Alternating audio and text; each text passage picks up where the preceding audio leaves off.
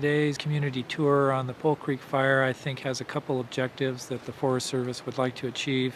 First and foremost, we want to bring some larger understanding of how fire's role is in the ecosystem and how it affects our forests, good and bad.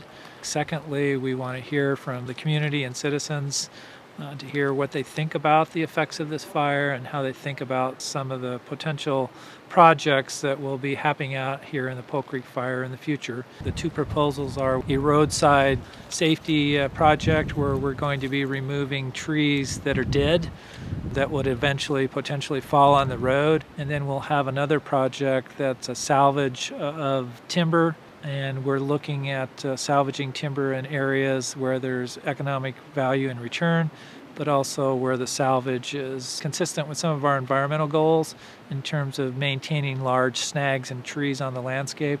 We're certainly not proposing to salvage in areas where we might have a short supply of large snags for birds and cavity nesters and things like that. Well, I think one of the main things I learned was just how extensive that Pole Creek Fire was in some areas, how intensive and extensive. The thing that was interesting was to see how varied the fire impact was across the land, everywhere from just total devastation to patches of area that didn't look like it had been touched at all.